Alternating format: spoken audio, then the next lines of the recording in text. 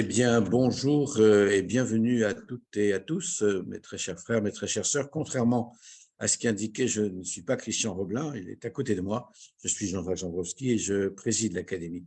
Nous avons la chance ce matin d'écouter notre frère Alain Gravian. Alain Gravian est membre de la respectable loge 717, la Roumanie Unie. Il a aussi ravivé la respectable loge Goethe. Il en est aujourd'hui le couvreur, mais il est surtout aujourd'hui le grand chancelier de la Grande Loge de France.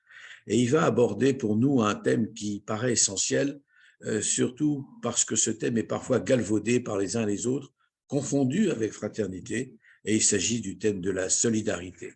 Sans plus attendre, je vais lui donner la parole. Alain, précise-nous exactement l'intitulé complet de ton sujet avant de nous entretenir et puis que nous passions aux questions de ceux qui sont présents avec nous au Temple 6 de la rue Puteaux, comme à ceux qui sont sur Internet. Très cher frère président, donc juste en préambule pour préciser, il s'agit de la pluralité de valeurs maçonniques essentielles. Donc, la première chose qui me vient à l'esprit est cette citation attribuée à Antoine de Saint-Exupéry: « Celui qui diffère de moi, loin de me léser, m'enrichit. »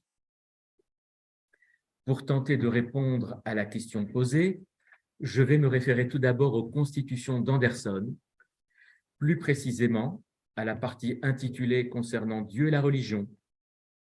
Un maçon est obligé, de par son titre, d'obéir à la loi morale, et s'il comprend bien l'art, il ne sera jamais un athée stupide ni un libertin irréligieux.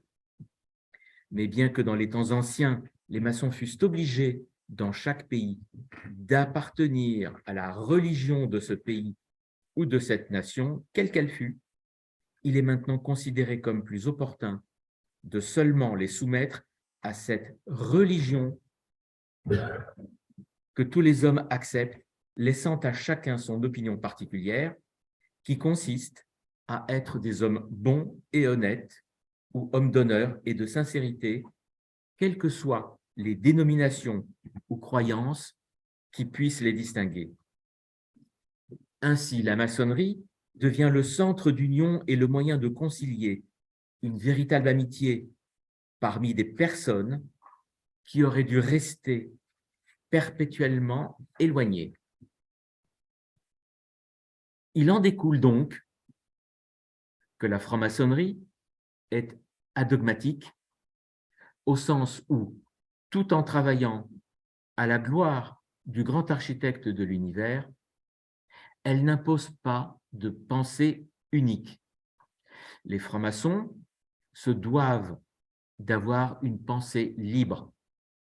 Et comme cela vient tout juste d'être rappelé historiquement, les maçons étaient tenus d'adopter la religion du pays dans lequel ils vivaient. Et donc en Europe, seuls les chrétiens pouvaient prétendre à l'initiation maçonnique. Les personnes de confession juive ou musulmane étaient exclues. Cette règle prévalait notamment en France, en Allemagne et en Prusse. À l'inverse, l'Angleterre et l'Amérique adoptaient une attitude bienveillante en la matière. Dans son discours, le chevalier de Ramsay souhaitait, je cite, « réunir des hommes d'un esprit éclairé et d'une humeur agréable, non seulement par l'amour des beaux-arts, mais encore plus par les grands principes de vertu où l'intérêt de la confraternité devient celui du genre humain entier, où toutes les nations peuvent puiser des connaissances solides et où tous les sujets des différents royaumes peuvent conspirer sans jalousie, vivre sans discorde et se chérir mutuellement sans renoncer à leur patrie. » Nos ancêtres les croisés, rassemblés de toutes les parties de la chrétienté dans la Terre Sainte, voulurent réunir ainsi dans une seule confraternité les sujets de toutes les nations. Fin des guillemets.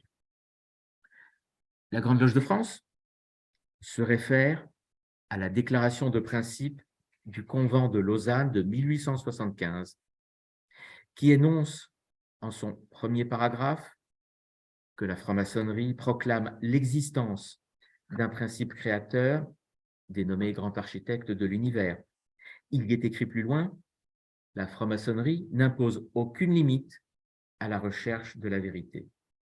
Et c'est pour garantir à tous cette liberté qu'elle exige de tous la tolérance.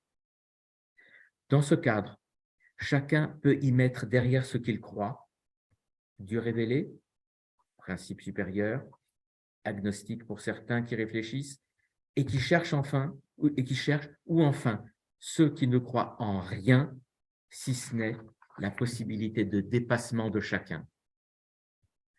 Le cadre le plus large correspond à l'approche de la Grande Loge de France.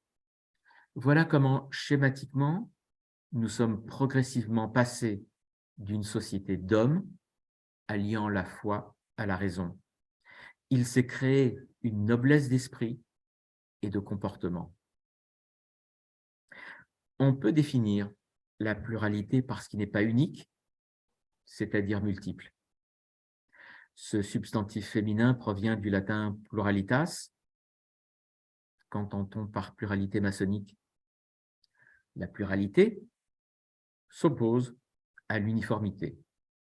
On peut donc dire que la diversité est un gage de liberté et même en ce sens, un gage d'ouverture et de tolérance dans la mesure où l'on s'interdit tout ethnocentrisme maçonnique, que ce soit en termes de rite ou bien d'obédience. La première occurrence correspond peut-être à la diversité des frères selon le rite auquel ils travaillent. La deuxième renvoie à la sensibilité des frères, sensibilité issue de leur vécu maçonnique intransmissible par définition. La troisième a trait à la pluralité des loges, tant par leur histoire spécifique que par les frères qui les font vivre.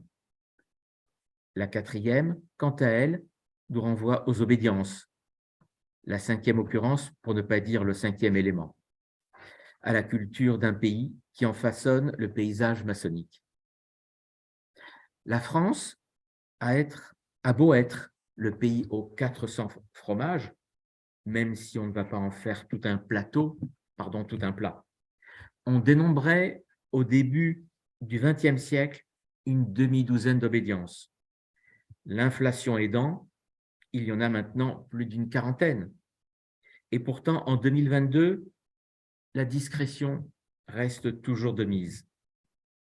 L'appartenance à la franc-maçonnerie relève de l'intime de chacun. À quelques milliers de kilomètres de nous, la maçonnerie américaine est bien différente. Elle y a depuis toujours occupé une place dans l'histoire des États-Unis. L'appartenance à la maçonnerie est un motif de fierté. Les actions caritatives y sont monnaie courante. Elles constituent l'essentiel des activités des loges héritées de leur histoire. Et ce, quel que soit le rite pratiqué. Sans doute est-ce lié au fait que dans le protestantisme, la charité est la contrepartie consubstantielle à la réussite matérielle. Loin de moi l'intention de vouloir traiter de façon exhaustive les pays, les obédiences ou les rites. Ces propos étaient simplement l'occasion d'illustrer l'importance de la culture dans les sédiments qui ont construit la pluralité maçonnique. À côté de la culture, d'autres critères interviennent en ligne de compte. L'histoire, dans un même pays, pour reprendre l'exemple des États-Unis, le rite écossais n'est pas abordé tout à fait de la même façon dans la juridiction nord et la juridiction sud. Le désir de travailler dans une obédience, qu'elle soit monogenre ou mixte. On a la question du rite également. Si la quête de sens et le besoin de se perfectionner sont toujours présents, les moyens pour y parvenir sont parfois différents. On peut avoir une approche soit symboliste, soit sociétale. On peut être attiré par une obédience traditionnelle ou libérale, c'est-à-dire celle qui respecte ou non scrupuleusement les 7 landmarks, les critères de régularité. L'invocation et la glorification du grand architecte de l'univers. La présence du volume de la loi sacrée ouvert sur l'autel des serments, ce volume étant la Bible, symbole de la tradition. La souveraineté exclusive sur les grades symboliques, la non-mixité dans les travaux rituels, l'interdiction de toute controverse sur des questions politiques ou religieuses, le caractère progressif et spirituel de la démarche maçonnique, l'utilisation de la devise Ordo ab Chao du rite écossais ancien et accepté pour les obédiences qui travaillent à ce rite. À côté de ces 7 critères de régularité, un point vient renforcer le landmark numéro 3. Il s'agit de l'indépendance vis-à-vis de toute structure maçonnique, notamment de haut grade. À côté de ces obédiences traditionnelles, existe un courant dit libéral ou adogmatique. Il s'agit d'obédiences qui ont abandonné tout ou partie de ces landmarks, tels que par exemple l'invocation au grand architecte de l'univers, la non-mixité, la souveraineté des hauts grades pour les grades symboliques, etc. Comme évoqué supra, la Grande Loge de France se situe dans le strict respect des landmarks énoncés et considère qu'il n'y a pas de dogme en franc-maçonnerie. Il appartient à chacun de trouver sa juste place au sein de sa respectable loge ou de son obédience. Mais tout ceci dans quel but? Comme je l'ai rappelé tout à l'heure, dans les constitutions d'Anderson, c'est peut-être pour construire une fraternité initiatique. Chez l'être humain, en quête de construction intérieure et d'élévation spirituelle, peu importe le flacon, le rite, pourvu qu'on ait l'ivresse grâce à la méthode. Même si l'idéal, les valeurs humanistes et la transmission de la tradition étaient présents, je ne suis pas sûr que les premières loges spéculatives aient eu la même conception de la spiritualité que nous, comme je l'ai indiqué plus avant. N'oublions pas que le rite écossais ancien et accepté mettra 2 siècles à se finaliser. En gardant à l'esprit que ce dernier n'a pas l'exclusivité, même si c'est aujourd'hui le rite le plus répandu au monde. Au tempora o mores, autrement dit, autre temps, autre mœurs. Jusqu'à peu, c'était principalement le hasard des rencontres qui orientait les profanes vers les obédiences. De nos jours, l'accès à la maçonnerie est facilité par les livres écrits par d'éminents auteurs maçonniques que l'on trouve très facilement dans le commerce. Internet, comme les réseaux sociaux, sont des outils à double tranchant.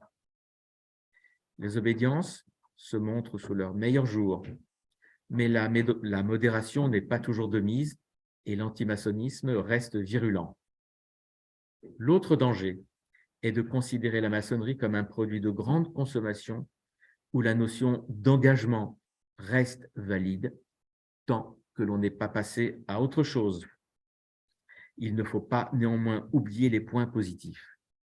Il est bien plus facile et bien plus rapide d'adresser une candidature spontanée sur le site d'une obédience que d'envoyer un courrier au siège de la dite obédience. Notre très cher frère et regretté Michael Segal avait coutume de dire qu'il n'existe pas de prêt-à-penser en franc-maçonnerie, sous réserve que chacun fasse l'effort de penser par lui-même. Il faut oser savoir, avoir le courage de se servir de son propre entendement.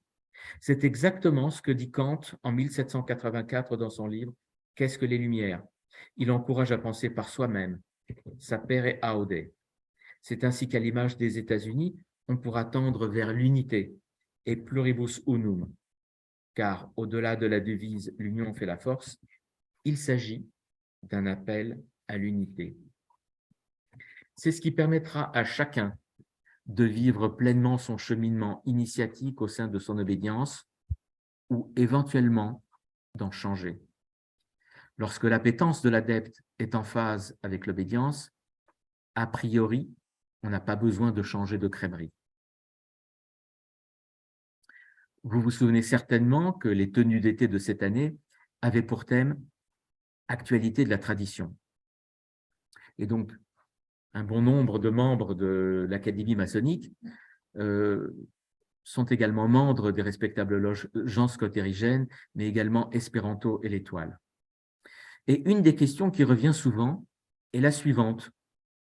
Jusqu'où peut-on modifier un texte sans risquer d'en dénaturer son message et par là même trahir l'esprit du rite, en vider le contenu, la substantifique moelle? Après, on risque d'inventer un nouveau message, un nouvel esprit. On n'est plus vraiment dans le même rite.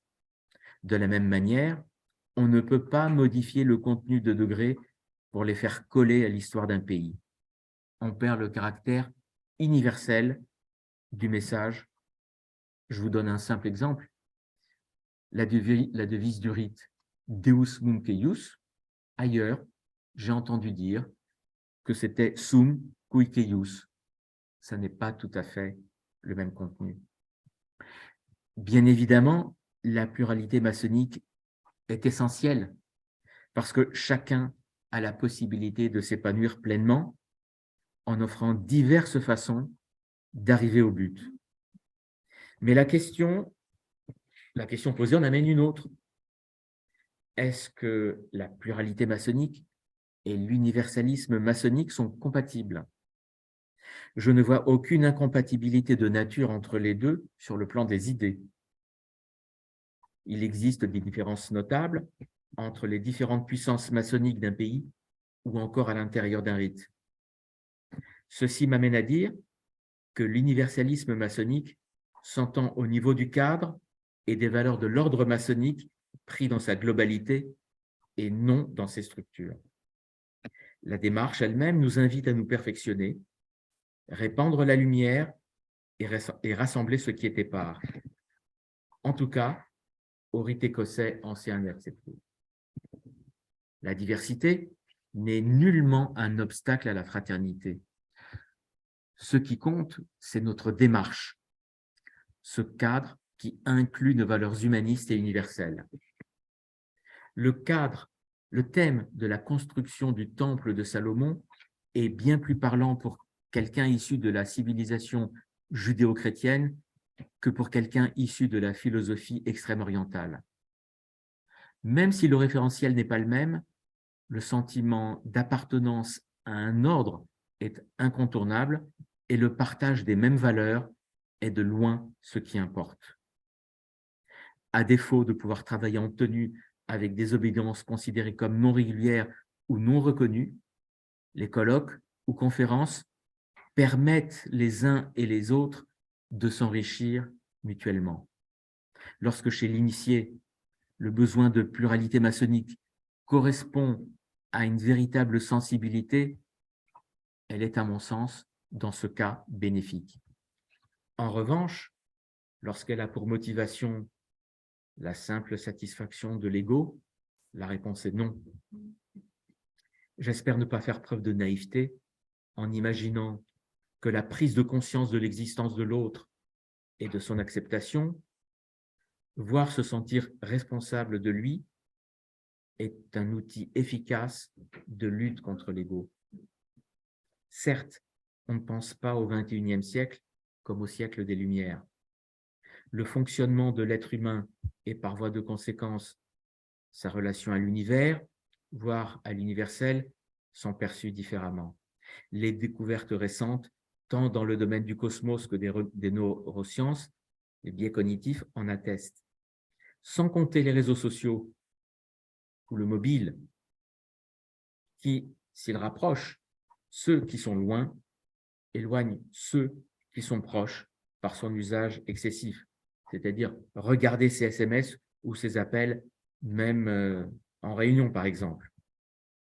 La force de notre ordre a été de rester au contact des réalités de son temps, j'aurais pu dire séculières, sans pour autant dénaturer l'esprit de nos prédécesseurs. J'insiste sur ce point, mais cela, me semble-t-il, nous invite à explorer ces nouvelles pluralités culturelles et à en tenir compte afin de rester en prise avec notre siècle, et c'est savoir si nous voulons que notre démarche reste attrayante et efficiente. En conclusion, la pratique de la maçonnerie et du rite est étroitement liée à l'histoire de notre pays. Je ne voudrais pas opposer la maçonnerie française au monde anglo-saxon, où chaque courant est séparé. Certaines obédiences n'ont aucun contact avec d'autres pour des raisons de politique maçonnique. On peut parler, dans ce cas, de spécificité de la maçonnerie française, dans la mesure où des loges appartenant à des obédiences différentes se croisent et travaillent dans les mêmes temples. Les frères se côtoient et travaillent en commun. Ceci se vérifie surtout en province. J'ai dit. Merci, mon cher frère Alain. La question que tu soulèves, finalement, peut avoir des déclinaisons multiples. La première question qui me vient à l'esprit, condition de ôter le haut-parleur pour éviter les effets d'écho et de l'arsène. Voilà.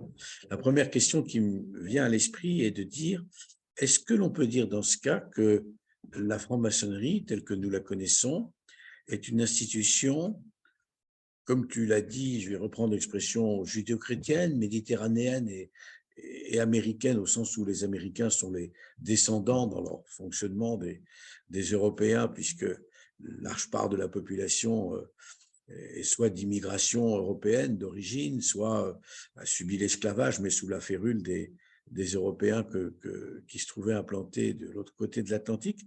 Est-ce que par conséquent la franc-maçonnerie est véritablement universelle, planétaire, s'adresse à toutes et à tous, ou bien est-ce qu'elle emprunte beaucoup trop de symboles, d'histoires, de réminiscences de cette petite partie de notre planète pour qu'on puisse parler véritablement d'universalisme?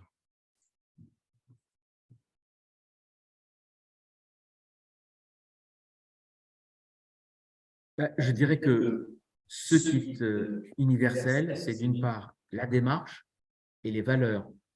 On ne peut pas empêcher le fait qu'il y ait des spécificités locales de par la géographie. Donc, c'est ce qui, moi, me fait dire que, quel que soit l'endroit où je me trouve, que ce soit en France, en Belgique, voire même en Suisse, en Italie, en Allemagne, et parfois aux États-Unis et dans certains pays d'Afrique, à partir du moment où les travaux ont été ouverts et nous commençons à travailler, nous avons exactement le même, nous avons quelques affinités. Heureusement que nous n'avons pas tous la même façon de penser, parce qu'à ce moment-là, nous serions une secte. Mais je dirais qu'avec nos différences de sensibilité, nous avons la possibilité individuellement de nous épanouir. Et c'est ça le plus important, parce que nous ne sommes pas là pour faire uniquement, on va dire, des rencontres sur le plan social et rencontrer des gens de bonne composition et de bonne compagnie. Nous sommes à la base pour nous perfectionner. En tout cas, moi je parle de la Grande Loge de France, pour le perfectionnement intellectuel et moral de chacun. Après vient la société, mais c'est le perfectionnement de chacun. Avant de donner la parole à ceux qui sont présents avec nous aujourd'hui ou qui sont en ligne, je vais préciser ma question. En tant que grand chancelier, tu assures la supervision des loges de la Grande Loge de France qui sont parfois extrêmement loin de nous. Nous en avons en Asie, dans des pays qui ne sont pas des pays où l'influence française a été significative. Nous en avons sur l'ensemble de la planète. Mais ce sont des loges essentiellement peuplées de transplantés, de gens qui sont d'origine française et qui sont détachés dans ces pays pour des raisons professionnelles ou qui ont choisi de s'y établir. Est-ce que nous pouvons imaginer que la franc-maçonnerie, pas seulement celle que nous pratiquons à la Grande Loge de France et le rite écossais ancien et accepté, mais plus largement le principe même de la franc-maçonnerie intéresse des populations, comme tu l'as dit, asiatiques, océaniennes, etc., qui ont un autre référentiel que celui du Temple de Jérusalem, de Salomon, de la Bible comme symbole de leur tradition, etc., etc. heureusement, je dirais, on va dire que récemment, j'avais des loges à installer donc, en Extrême-Orient. Bon, même si ce sont essentiellement des loges d'expatriés, les frères il y a quelques frères locaux quand même malgré tout, je veux dire, heureusement que même avec le référentiel, encore une fois, si demain je devais travailler avec des frères qui ont une autre culture que la mienne, c'est une richesse. Je ne pense pas qu'ils se sentent complètement perdus. Il y a des ponts du fait de notre démarche entre nos différentes cultures. Et moi, je ne vois aucune incompatibilité de quelque nature que ce soit. Nous avons peut-être des questions, soit ici, parmi les frères ou les sœurs qui ont fait l'effort, malgré le froid polaire, de venir jusqu'à la rue Puteaux, ou bien des questions qui sont posées par Internet, ou des remarques ou des interventions. Jean-Robert.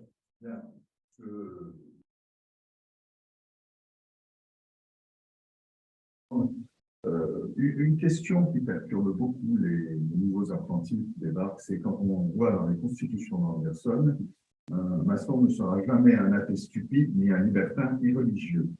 Alors, est-ce que ça veut dire que la pluralité maçonnique se limite à ceux qui ne sont ni l'un ni l'autre, ou est-ce qu'on admet les gens stupides pour qu'ils ne soient pas athées, ou est-ce qu'on admet les athées pour qu'ils ne soient pas stupides? Enfin, comment interpréter cette phrase à la lueur de la pluralité dont tu défends le principe escathédral? En ce qui concerne les athées stupides, je pense qu'au XXIe siècle, la question qui se pose, c'est le questionnement.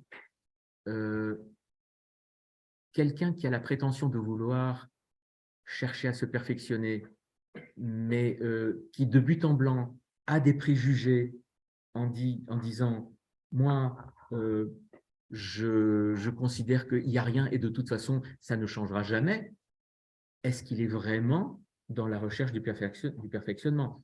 Je ne dis pas qu'il faille initier uniquement des croyants. Ce n'est pas du tout le cas, puisque je disais par définition que nous avons à la Grande Loge de France le panel le plus large. Je dis, effectivement, le jour où un frère vient nous rejoindre et il nous dit qu'il est athée, je ne vois aucun problème. Et même après, il a parfaitement la possibilité de rester athée. Je dis, la seule chose, c'est qu'il doit réfléchir, il doit il doit recourir au questionnement et, on va dire, le minimum, c'est de croire en un principe supérieur. En ce qui concerne libertin, donc le sens, est-ce que le sens qui était apporté à l'époque d'Anderson est le même qu'aujourd'hui? Libertin irreligieux, je veux dire, c'est aussi relié. Pour moi, les deux sont liés parce qu'en fait, la religion, c'est aussi. J'essaie de trouver le bon mot pour exprimer la pensée, mais ça ne vient pas aussi rapidement et aussi facilement. De toute façon, le problème était réglé à l'époque, puisqu'il n'y avait qu'une seule religion dominante et que tout le monde était obligé d'y appartenir, sinon il n'y avait aucune possibilité. Donc, il y a un filtre. Mais je dirais que pour moi, au XXIe siècle, à partir du moment où on satisfait à ces conditions qui sont des conditions de tolérance, je dirais qu'on a la possibilité, à partir du moment où on a un extrait de casier judiciaire vierge et qu'on respecte les autres, il n'y a pas d'autre difficulté. On s'inspire de l'esprit de la démarche. Voilà, c'est ce que je voulais dire. Enfin, je ne sais pas si j'ai répondu à la question de notre très cher frère Jean-Robert, mais c'est ma réponse. Christian. Je voudrais poser une question relative à la tolérance au respect de la diversité des opinions. Tu as parlé ici à la Grande Loge, évidemment, on accepte toutes les opinions, sans compter d'ailleurs qu'on dans des enquêtes pas nécessairement les opinions politiques des frères, bien souvent dans les enquêtes, on fait la masse dessus, ils sont libres de penser ce qu'ils veulent. Mais il existe d'autres obédiences et d'autres loges où on est très sourcilleux de l'opinion d'un candidat et où on va le rejeter parce qu'il n'a pas la stricte obédience politique de la loge ou de l'obédience. Donc, j'ai des cas, évidemment, assez nombreux. Je ne souhaite pas les évoquer ici, mais ça m'a toujours choqué que l'on puisse se revendiquer de la maçonnerie et qu'on soit sectaire tout le long des opinions. Qu'en penses-tu? C'est une question délicate en fonction des responsabilités qui sont tiennent aujourd'hui. Donc, j'attends non pas une note de droit, mais une note diplomatique. Alors, en ce qui concerne les enquêtes, permets-moi de te dire qu'elles sont fouillées et on demande l'opinion politique et on demande l'appartenance d'un profane à un parti politique. C'est une appartenance. Alors, sauf qu'au cours de l'entretien, il est quand même, on a la possibilité de poser tout un tas de questions qui permettent de savoir si, au départ, il nous dit non, mais ça ressort, quelqu'un qui a comment dire, des relents de complotisme ou d'extrémisme, ça aboutit nécessairement à une porte fermée. Parce que, bien évidemment, quand quelqu'un vient donner les réponses qui conviennent pour entrer, mais 5 minutes après ou au moment du passage sous le bandeau, c'est complètement le contraire qui ressort, heureusement, on s'en rend compte. Et voilà. Alors, après, jusqu'où va la tolérance?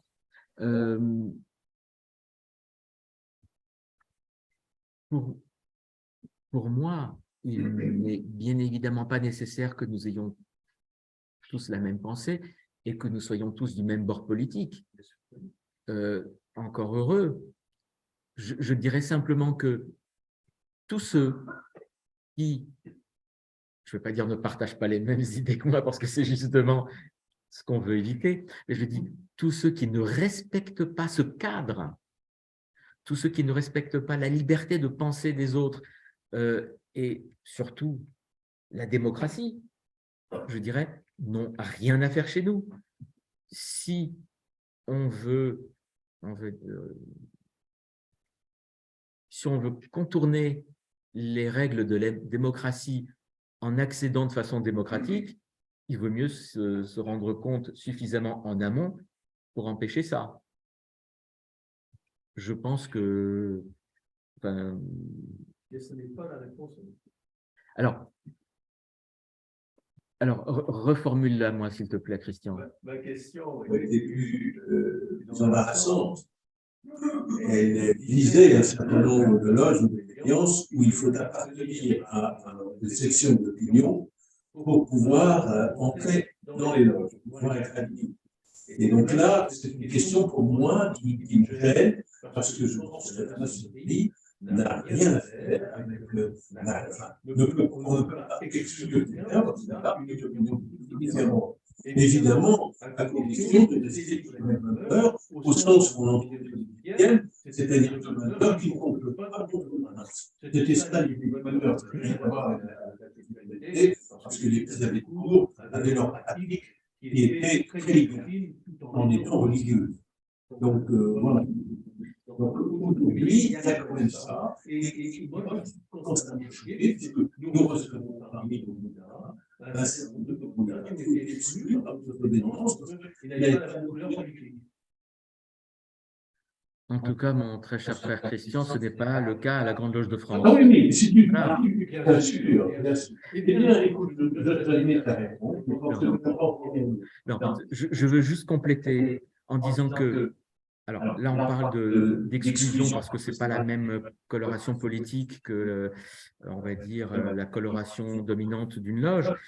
En revanche, lorsque un profane frappe à la porte de la loge et on s'aperçoit que la sensibilité de ce profane ne pourrait pas correspondre à la sensibilité de la loge, je ne suis pas choqué qu'éventuellement, on puisse le proposer à une autre loge. On ne lui ferme pas la porte de l'obédience, mais si on pense que pour son bien, et pour le bien de la loge, il y ait une autre loge qui serait susceptible de l'accueillir, pourquoi pas? Là, voilà ce que je voulais juste compléter ce que tu viens de dire. Peut-être peut-on rappeler cette devise qui est transformée de ce qu'a écrit originellement Saint-Exupéry, mais qui dit « Si tu diffères de moi, mon frère, loin de me léser, tu m'enrichis » et accepter que la différence de l'autre puisse être une source soit de contradictions, les oppositions nécessaires et fécondes qui figurent dans nos rituels, ou bien simplement du dialogue. Et connaître ou comprendre la position de l'autre qui est différente de la mienne, m'aide soit à fortifier la même, soit à la nuancer, soit à la faire évoluer, soit à comprendre qu'au fond, l'autre a la même liberté d'avoir son opinion que je revendique la mienne. Et je ne peux pas imaginer d'avoir la liberté pour moi et de ne pas la concéder à l'autre. Et l'autre a le droit, eh bien, pour diverses raisons. Maintenant, je peux aussi penser que l'autre se trompe et tenter de lui apporter de quoi l'éclairer, lui, et éventuellement qu'il change, mais certainement pas en lui fermant le droit à la parole ou en fermant mes oreilles à son discours. Si tu diffères de moi, mon frère, loin de me léser, tu m'enrichis. C'est pour ça que j'avais commencé mon travail avec cette phrase. Non, quand je parlais de différence de sensibilité, ce n'était pas une différence d'idée, c'était une appétence. Un profane qui viendrait nous dire « Moi, le symbolisme ne m'intéresse pas vraiment, je suis plutôt dans le sociétal ». Donc, nous savons tous que dans nos obédiences respectives, certaines loges sont plus spécialisées sur ont une telle approche. Donc, que ce soit sur le plan du symbolisme, de la spiritualité, de la philosophie, du sociétal. Donc, fatalement, pour éviter que chacun se sente frustré au bout de quelques mois ou au bout de 2-3 ans, autant le dire dès le début et l'orienter vers la bonne loge. D'autres questions, mon frère? Oui, dans le propos de notre frère, il y a un mot qui m'a gêné, c'est le mot complotisme. Parce que, en gros, il a simulé le fait de découvrir que quelqu'un est complotiste serait un motif de non-entrée en maçonnerie. Sauf que l'idée de complotiste suppose qu'on a la vérité, puisqu'on sait que l'autre est un complotiste. Et cette idée me gêne beaucoup parce qu'en particulier pendant la période Covid, on a entendu tout et son contraire, et ceux qui n'étaient pas sur la doxa dominante étaient qualifiés de complotisme. Moi, j'ai le même exemple, y compris chez les frères du Conseil fédéral de la Grande France, qui a propagé des affirmations qui ont été démenties par les faits, par la science, par les analyses, par les études, par la suite. Et donc, comment peux-tu définir le complotisme? Personnellement, moi, ça ne me dérange pas. Ce n'est pas un obstacle à la maçonnerie, y compris de l'erreur. Si quelqu'un me dit que la Terre est plate, bon, c'est son problème. Est-ce que c'est nécessairement un obstacle à son entrée en maçonnerie? Parce que justement, il pense que la Terre est plate et sans doute qu'après réflexion, il arrivera, si on devait éliminer tous les obscurantistes, la conviction, c'est qu'on éliminerait tous les écolos politiques. Donc, est-ce bien nécessaire? Alors, affirmer que la Terre est plate, c'est pour moi, ce n'est pas du complotisme. Ça, c'est une question soit de croyance, soit une question d'ignorance. Donc, si la personne en face est disposée à écouter dans un premier temps, à apprendre et à progresser, pourquoi pas? En revanche, quelqu'un qui vient frapper à la porte de la loge et qui affirme que la franc-maçonnerie n'est là que pour diriger le monde, ou qu'il y a des membres de la franc-maçonnerie qui sont là pour les affaires, pour gagner de l'argent, ou pour perpétrer des crimes, ou qui, par exemple, se réunissent dans des temples pour boire du sang. Je suis désolé, pour moi, ça n'a rien à voir. Alors, j'ai beau avoir une capacité de tolérance, là, si on se rend compte que la personne qui veut venir chez nous a ce genre d'affirmation, je crois qu'il faut mettre comme on dit, on va déclencher le Pampolmar pour éviter qu'il y ait une pollution. Je veux dire, il faut prendre ses précautions. Synthétise, Jean-Robert, la question en 2 mots, parce que nos frères qui sont en ligne n'ont certainement pas pu entendre, malheureusement, la petite planche de notre Comment concilier le désir d'unité dont nous faisons preuve avec la diversité, extrême diversité des audiences facilement. Ouais, pluralité, diversité. Alors, pour répondre à cette question, ça peut être mis en une phrase, je crois que ça nécessiterait une planche entière. Juste un petit clin d'œil à nouveau pour notre très cher et regretté Michael. On parlait de questions et de réponses, et je dirais que ce que nous faisons, c'est du remue-ménage initiatique, quand on parle d'atelier d'idées. Alors, je suis entièrement d'accord sur pluralité et diversité, jusqu'à un certain point, jusqu'à une certaine limite.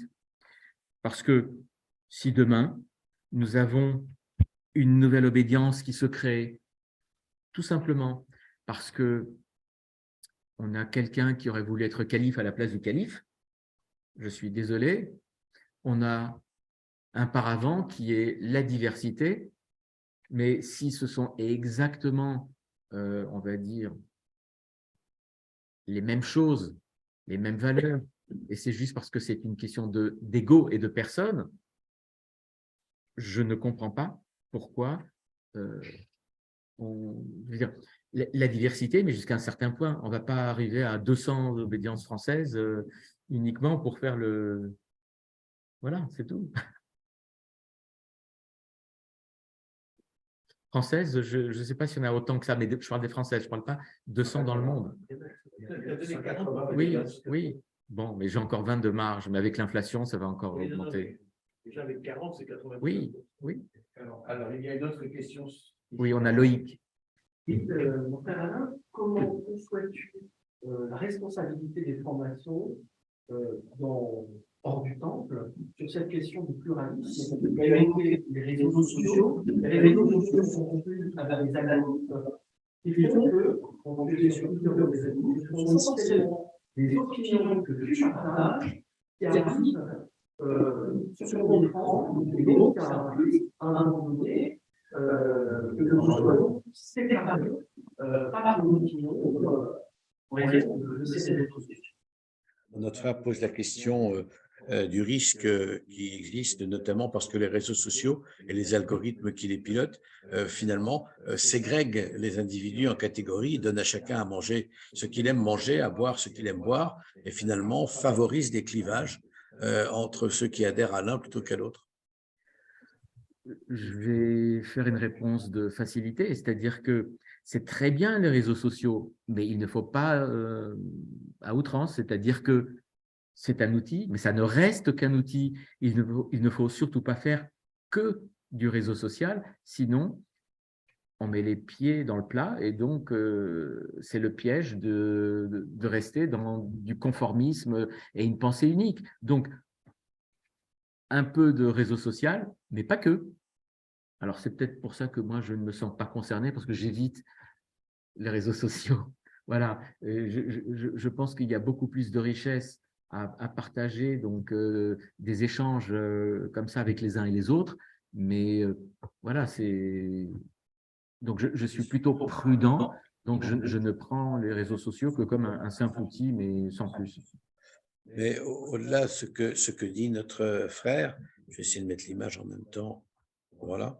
Ce que dit notre frère, finalement, peut être élargi. Par exemple, on voit aujourd'hui dans le conflit qui déchire l'Est de l'Europe qu'une certaine population s'abreuve d'une certaine information et a tendance à croire, évidemment, ce qu'on lui dit, ce qu'on lui montre à longueur de journée, d'autant que c'est monopolaire, très orienté, tandis que l'autre partie des gens de cette même région du monde entendent une information qui est pratiquement diamétralement opposée à celle du premier. Aucun des deux n'étant d'ailleurs parfaitement objectif, probablement. Mais on est dans une situation de conflit qui amène à de telles exagérations.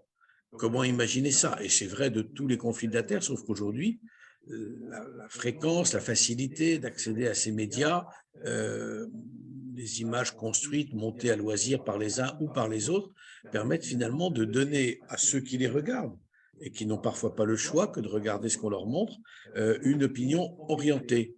Comment est-ce que finalement, rassembler ce qui est épars, que tu as cité au début de ton propos, peut être compatible? Comment est-ce que le franc-maçon peut jouer un rôle dans cette objectivité à laquelle nous aspirons, à cette diversité ou pluralité à laquelle nous aspirons également, dans ce monde où tout paraît finalement manipulé, orienté ou destiné à orienter la pensée d'autrui? Si dans notre démarche, il faut penser par soi-même, ça veut dire qu'il ne faut pas se contenter d'une seule ou de deux sources d'information. Il faut se référer à plusieurs autres canaux d'information, parce qu'il ne faut pas prendre pour parole d'évangile, désolé, il ne faut pas prendre pour argent comptant ce qui est affirmé, parce que on perd toute notre, non pas crédibilité, mais on perd toute notre liberté d'esprit si on est inféodé à, on va dire, à un canal d'information, alors qu'on pourrait être, on va dire, on pourrait être fourvoyé. Donc, c'est pour ça que les valeurs que nous avons en loge, à l'extérieur, il faut qu'on les applique. C'est-à-dire que on doit rechercher la vérité, la lumière. Je m'arrête là. Et donc, il faut continuer ce travail d'objectivité. À l'Académie, à Paris, et donc tu peux même aller jusqu'à une parole qui prépare. Voilà, c'est ça. C'est le mot, justement. Il n'y a que des Oui, oui, oui. D'autres questions, Robert? Oui, la recherche de la vérité, évidemment, c'est le point fondamental. Mais nous sommes dans un monde où l'émotion submerge tout et où la morale l'emporte souvent, la morale ou la moralisme l'emporte souvent sur la vérité. Et donc, la difficulté pour le maçon, c'est finalement d'atteindre le discernement qui lui permettra de ne pas succomber à l'émotion, de ne pas succomber à la pression morale, etc. L'exemple de la guerre en Ukraine, entre la Russie et l'Ukraine, est un bon exemple. Les pro-ukrainiens gobent tout, les pro-russes gobent tout, et personne ne fait l'effort, enfin, en tout cas dans ces idéologies, puisque finalement là, on est quand même très impacté par la notion d'idéologie. C'est une forme d'abolition du discernement au profit d'une pensée radicale. Eh bien, ce discernement devrait permettre aux francs-maçons de trouver, si ce n'est la vérité, de moins une vérité un peu plus équilibrée. Or, ce n'est pas ce qu'on constate dans le monde profane. Mais j'ai l'impression que ce n'est pas non plus ce qu'on constate dans le monde maçonnique, puisqu'on voit quand même beaucoup d'avis tranchés, où vraiment on a l'impression que beaucoup de nos frères et de nos sœurs détiennent la vérité. Comment réinjecter un peu d'humilité face à ses propres opinions ou ses propres convictions? Alors, je ne sais pas si on t'a bien entendu pour que ton micro fonctionne. Non. Non. Alors, il faut résumer d'un mot ce que tu as dit finalement. Humilité, neutralité, diversité. Comment tout ça est compatible et comment la formation peut favoriser ces dimensions?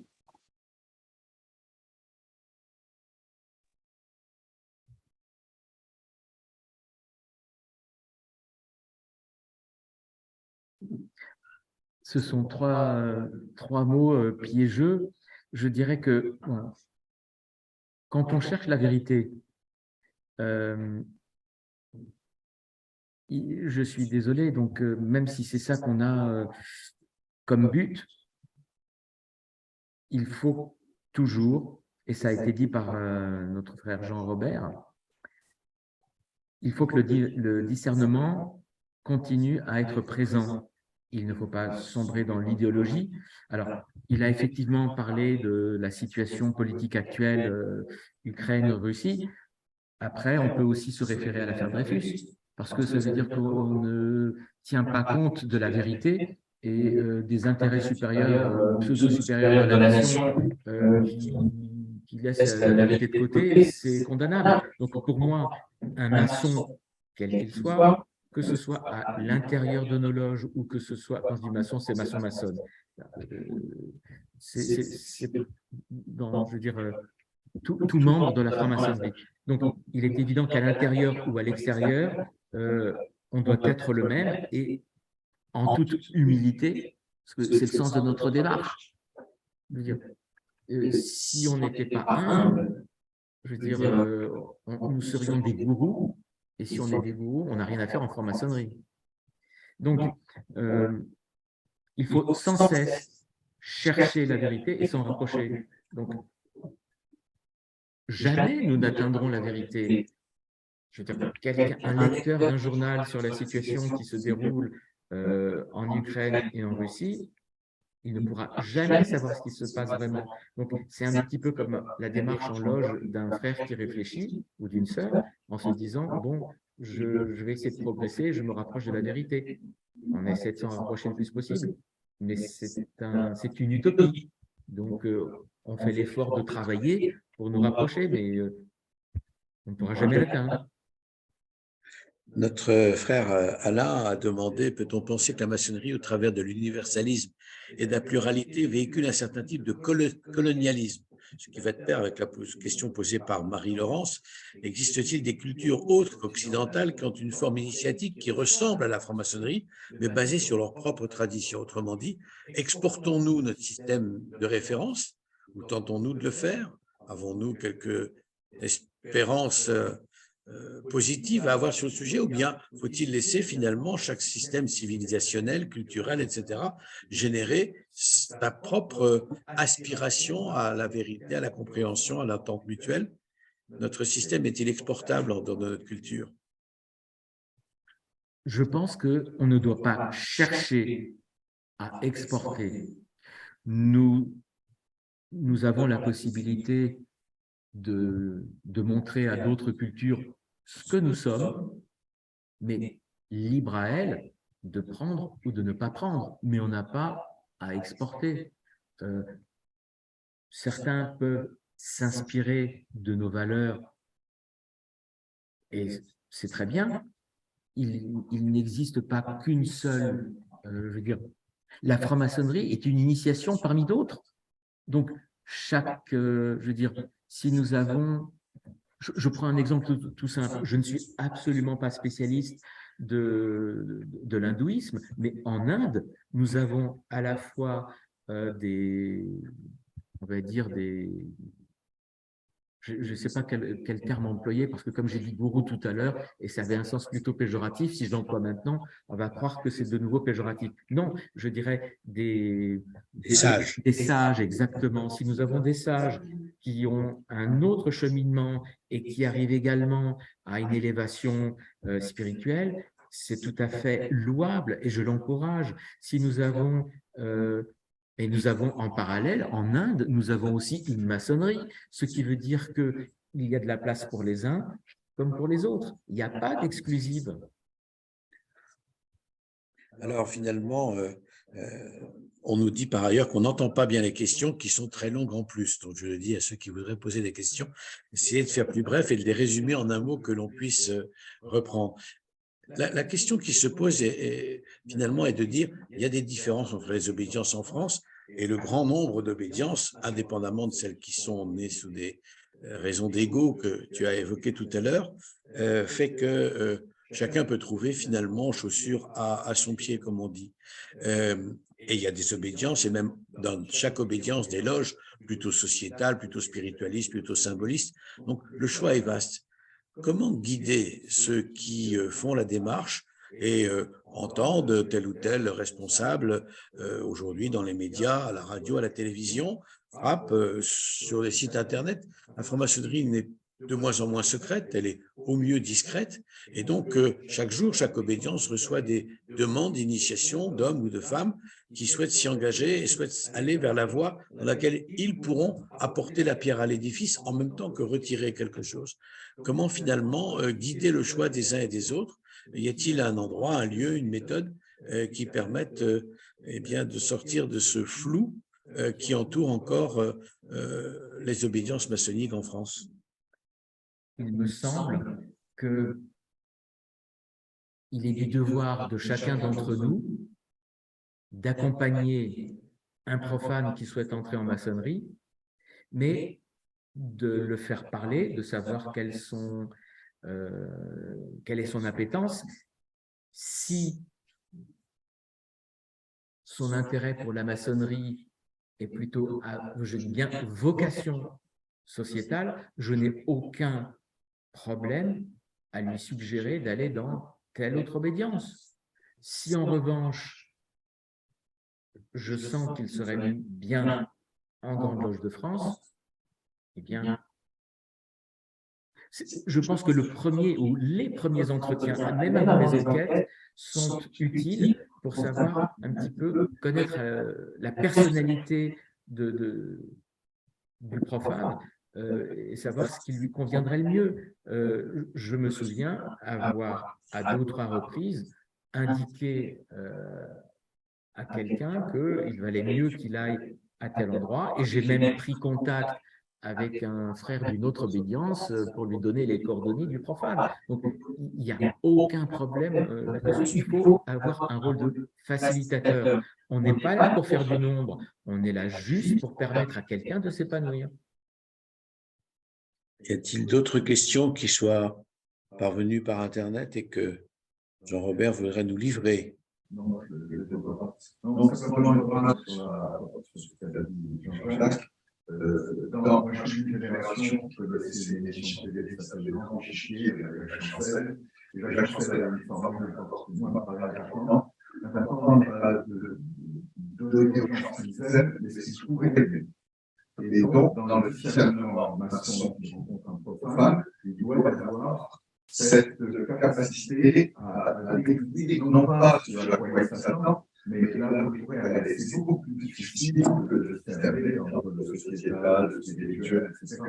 Et donc, je pense que le rôle d'un parrain, puisque c'est finalement, on n'a pas le temps à parler de spontané, c'est un parrain qui l'amène, c'est justement d'anticiper ce que pourrait être. Et ça suppose d'avoir une idée de la diversité qui ne soit pas trop catégorielle dans des boîtes et dans des classes. Parce que si on a une vision de la diversité comme dans l'appartenance fermée à une catégorie spirituelle, sociétale, religieuse, etc., je pense que sont bons.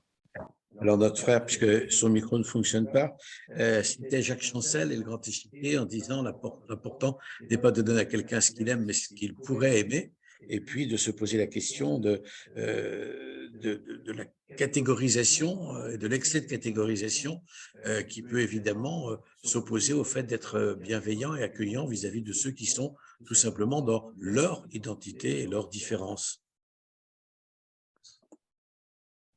Pour résumer tout ça,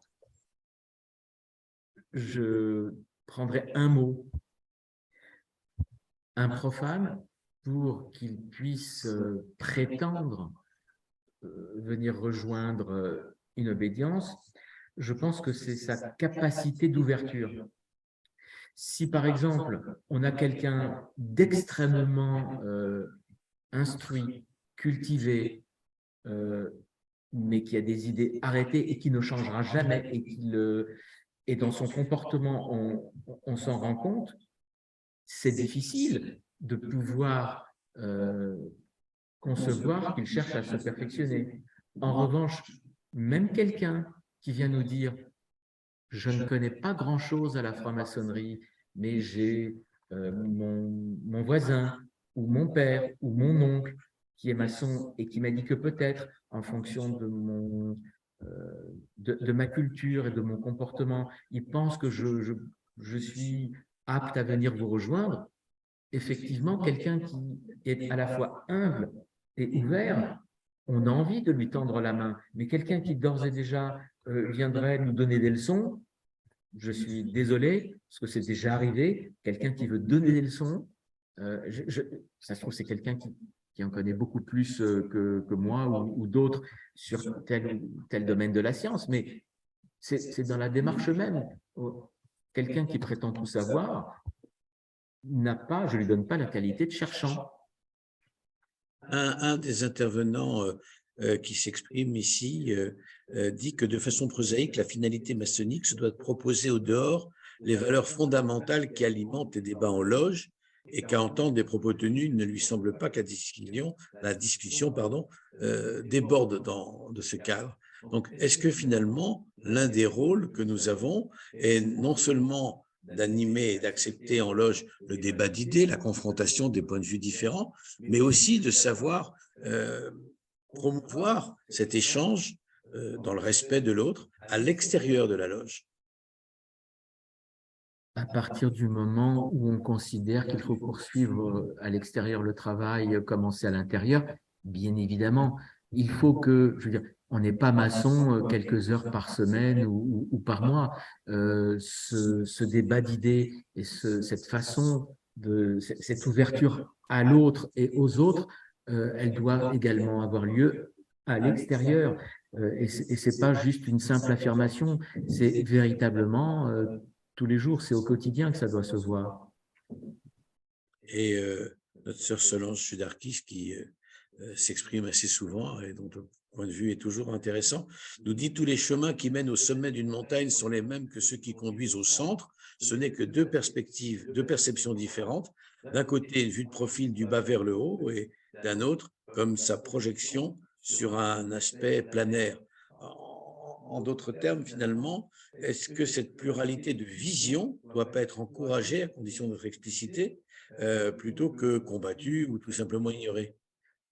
Complètement. Et je serais très intéressé par avoir la phrase que notre sœur Solange je veux dire, je la récupérerai plus tard. Non, mais c'est ce que je pense. Donc, oui, il faut que nous soyons comme ça. Y a-t-il une autre question ici au Temple 6? Alors, vous pouvez dire autrement, puisque le moyen de soleil, que ce soit les religions, les philosophies ou les libéralités, on a tous un bout du rayon, et que nous, on croit, ça rapproche un peu rayon, la vérité, de ce rayon. Alors, la sœur qui prend la parole fait allusion au rayon du soleil qui se trouve à l'orient de ce temple et dit, bien, au fond, est-ce que finalement on a tous un bout du rayon, on s'y accroche? Est-ce que chacun peut prétendre posséder le soleil tout entier? Finalement, évidemment non, mais chacun a raison de s'accrocher au morceau du rayon qu'il peut accrocher. Parce que c'est le vecteur qui va vers le centre. Parce que c'est un vecteur qui va vers le centre. Par contre, ce qu'il ne faut pas oublier, c'est que si on demande à quelqu'un qui cherche les lettres 1 et 2, c'est même intéressant que les sachants, qui se prétendent sachants, soient aussi un et là, à la fin de n'aura pas. Si le jour où il y a plus, on est mort. Alors, notre sœur insiste sur le fait que le jour où on n'a plus de doute, on est mort et qu'il serait bon que ceux qui se prétendent sachants aient un peu l'humilité d'admettre ou de reconnaître qu'eux-mêmes ne détiennent qu'une vision de la vérité, que la vérité est bien plus complexe et bien plus vaste que ce que même les sachants ou prétendus tels affirment. Mon frère Alain, est-ce que tu partages cette vision? Complètement, parce que pour moi, humilité et doute vont de pair. Ce n'est pas un ou l'autre, c'est obligatoirement un et l'autre qui sont, on va dire, le carburant de notre démarche. Le jour où je n'ai plus aucun doute, je pense que je n'ai plus rien à faire en franc-maçonnerie. C'est ça, le doute est consubstantiel de la recherche. Oui. Mon frère Jean-Robert. Pour répondre à votre toute ma vie, j'ai douté de tout, maintenant j'en suis plus très sûr. Toute ma vie, j'ai douté de tout et maintenant j'en suis plus très sûr, dit le trait d'humour de notre frère Jean-Robert. Moi, c'est Woody Allen. Oui, c'est Woody Allen. Oui, le doute, très bien, faire l'éloge du doute, c'est merveilleux, peut-être du doute. Sauf quand on définit le préliminaire de ce qui est acceptable et ce qui est inacceptable. Moi, je pense tout à fait que les choses soient acceptables et les choses qui ne soient pas inacceptables. Sauf que c'est moi qui définis la frontière. Est-ce que ça n'a pas fait preuve d'une absence de doute? Est-ce que c'est faire preuve d'absence de doute que de ne pas faire la frontière entre ce qui est acceptable et ce qui ne l'est pas? Et par exemple, notre frère Alain propose typiquement, les Marmons parlent de polygamie, plutôt ne parlent pas de polygamie, mais parlent de mariage pluriel. En parlant de la pluralité, est-ce qu'on peut concevoir une explication de cet aphorisme ou de ce plaisir qu'ont les Mormons à pratiquer la polygamie, ce qui faciliterait la vie de certains ou de certaines, mais finalement, où se trouve la frontière? Est-ce que l'on peut prétendre finalement avoir un jour la vérité? nous sommes à la recherche de la vérité, alors avec un V majuscule pour les uns, une somme de V minuscule pour les autres. Est-ce que cette vérité existe et nous est accessible, ou est-ce que nous devons tous, que nous soyons prétendument sachants ou pas, est-ce que nous devons tous admettre que nous n'avons qu'une vision de la vérité qui ne correspond qu'à notre éducation, à nos choix, au milieu dans lequel nous vivons, à la caste sociale à laquelle nous appartenons, même si nous nous en défendons, etc. Mon très cher frère président, cher Jean-Jacques, c'est exactement ça. Donc, ma réponse va être relativement courte. Je suis plus dans cette… je pense que tu as raison. Après, la possibilité de faire le distinguo entre ce qui est acceptable et ce qui ne l'est pas, je pense que là où c'est non négociable, c'est le cadre. Après, c'est le détail. Donc, après, je pense que la recherche de la vérité, c'est le cadre. Nous savons, par expérience, que nous n'avons qu'une vision partielle. Donc, même quelqu'un comme Pic de la Mirandole, même s'il savait énormément de choses au Moyen-Âge, je ne l'ai pas connu, mais je pense qu'il devait être conscient qu'il est difficile de tout savoir, et on ne peut pas tout savoir. Ça, compte tenu en plus de l'état actuel des connaissances au XXIe siècle, où on a appris beaucoup plus que ce qu'on savait à l'époque. Donc, je crois qu'il faut rester humble. Mais à force d'être partielle, elle devient partiale.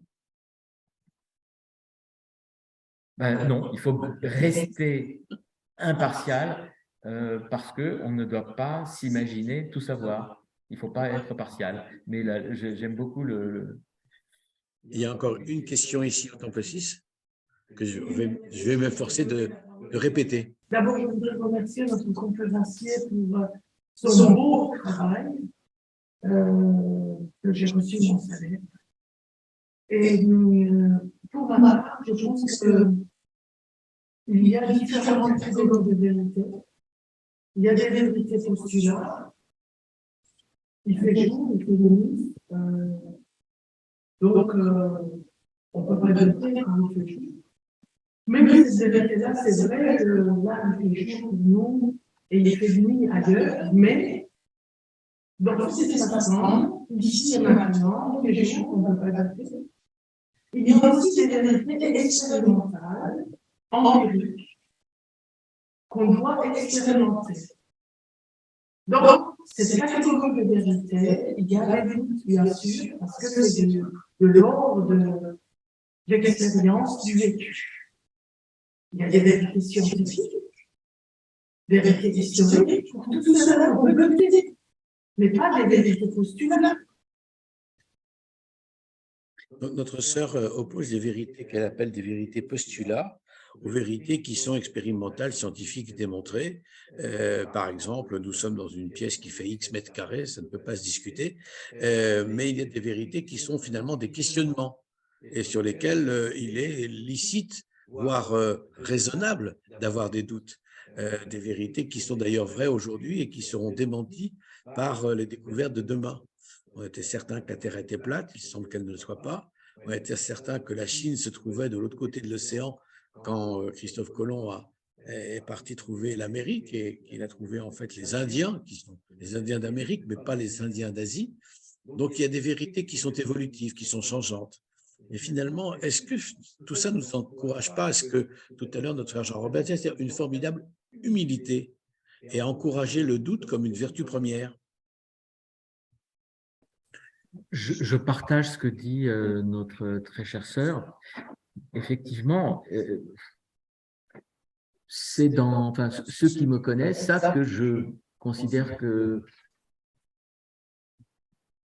l'humilité, c'est ce qui nous permet d'avancer. Donc, je pense que, comme ça a été dit, il y a différentes catégories et notamment le simple fait de l'évolution de certaines choses peut nous amener, et voilà, donc j'ai du mal à conceptualiser, à ordonner ma pensée sur ce trait précis, ce qui est loin d'être évident, mais c'est exactement comme ça que je vois les choses. Alors, finalement, la devise est Ordo ab chaos, c'est celle qui est à l'Occident de ce temple. Est-ce que finalement, ça n'est pas un petit peu ce que tu viens de rappeler en disant « je cherche à ordonner mes choses, à essayer d'organiser », mais finalement, l'ordre, il est toujours à construire.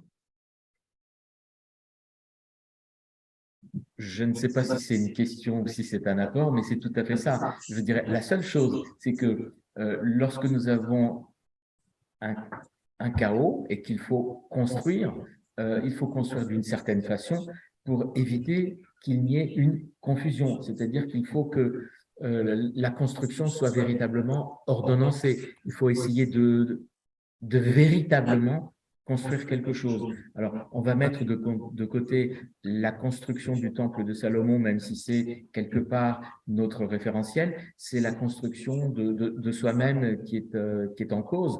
Donc, on fait le maximum. Et plus la construction aura des bases solides, meilleure elle sera. Et plus riche sera notre cheminement. Alors, je voudrais aborder finalement un symbole qui n'est pas utilisé dans les 3 premiers degrés, mais qui intervient plus tard dans le rite écossais ancien accepté, qui est celui de la tour de Babel et du désordre qui s'est installé lorsque on a installé une extrême diversité, une diversité de langues, une diversité de cultures, une diversité de couleurs de peau, une diversité d'opinions politiques, que sais-je encore.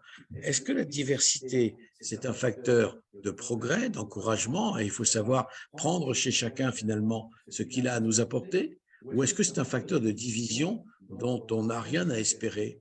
Autrement dit, comment faire de la diversité véritablement, qui était le cœur de ton sujet, un facteur d'enrichissement plutôt qu'un facteur de division?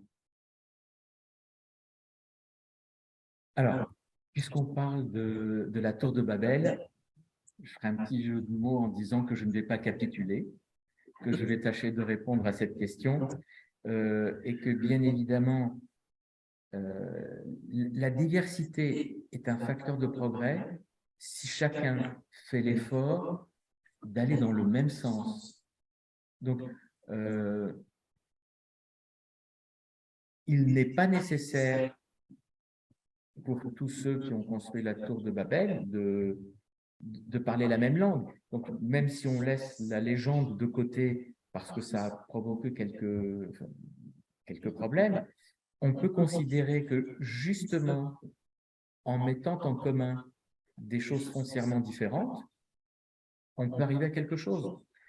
Est-ce qu'on peut imaginer un peuple qui ait des différences de religion, mais qui ait une relative même approche de la culture pour construire un pays? Donc là, je dis oui, je ne vois vraiment aucune difficulté et je pense que aussi bien la langue que pour moi, il faut qu'on soit, je reviens toujours au mot de tout à l'heure, ouverture, construction, humilité, sans se ternaire, puisque nous sommes en maçonnerie, sans se ternaire, on n'arrivera à rien. Alors, effectivement, si on a d'autres objectifs que ces 3-là, que la recherche d'un pseudo-pouvoir, bon, on aura créé une petite obédience pour essayer d'avoir des suiveurs. Non, mais je pense que, en tout cas, si on est animé de bonnes intentions et qu'on veut aider son prochain pour transmettre, pour partager ses valeurs, il me semble que c'est comme ça qu'il faut faire. Autrement dit, tu reviens au point de départ, cette situation d'Anderson, rassembler ce qui était part et réunir des hommes qui, sans la franc-maçonnerie, se seraient perpétuellement tenus à distance et auraient continué de s'ignorer. C'est finalement, tu conclus par là où nous avons commencé, où tu as commencé. Exactement. Une question encore de Jean-Robert? Oui. C'est un relation à la loi, d'ailleurs. Tu as été, petite parenthèse, à évoquer la polygamie. Je te rappelle qu'en France, c'est interdit, parce que la loi protège les hommes. Notre frère Jean-Robert vous rappelle que la polygamie est interdite en France parce qu'en France, la loi protège les hommes. Dans la constitution d'Anderson, il est dit que le maçon respecte la loi de ce pays, etc. C'est-à-dire que, finalement, ça refait un peu comme un délit d'attitude par rapport à la loi.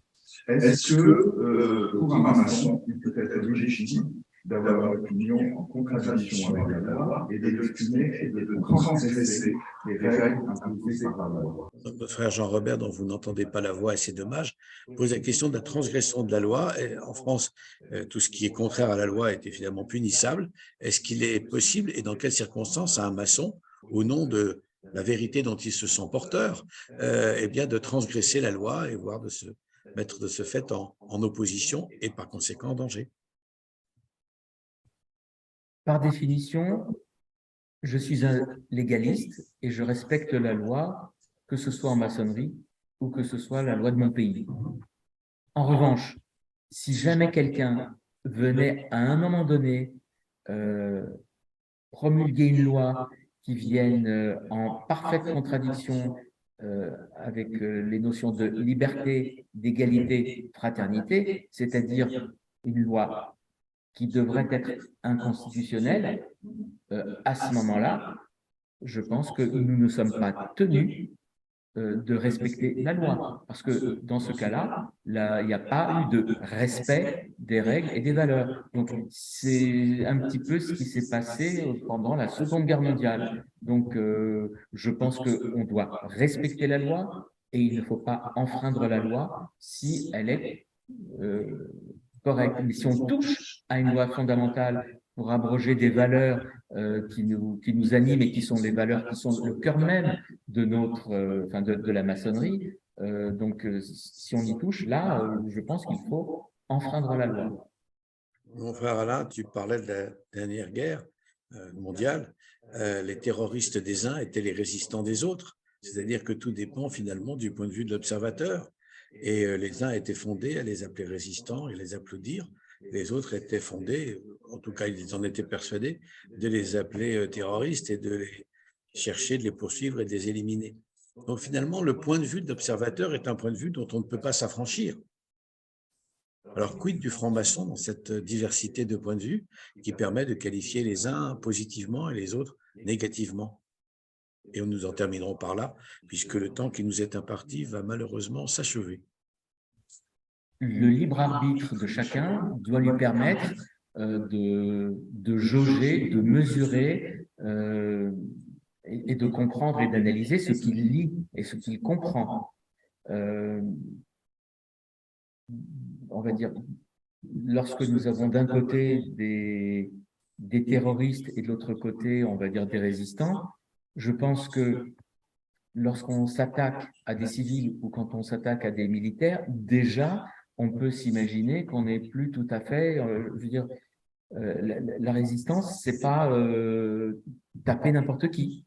Je pense que même encore aujourd'hui, au XXIe siècle, pas très loin de nous, des attaques civiles ne sont pas normales. Quand on fait la guerre, c'est entre militaires. On ne s'attaque pas à des civils. Donc, c'est ce que je pense. Donc, l'observateur doit essayer d'être objectif et de ne pas oublier les valeurs d'amour que nous sommes tenus d'avoir les uns envers les autres et qu'on n'a pas à vouloir, comme pendant la Seconde Guerre mondiale, vouloir éliminer une catégorie de personnes parce qu'on considère qu'elles sont les mots de l'existence de tout un peuple, de toute une civilisation. J'allais conclure en disant que notre grand chancelier était terriblement diplomate, mais là, il est quelque part clairement mis la frontière entre ce qui est acceptable et ce qui ne l'est pas. Il y a un moment donné où la diplomatie excessive devient de la bêtise ou devient intolérable à force d'être trop tolérante.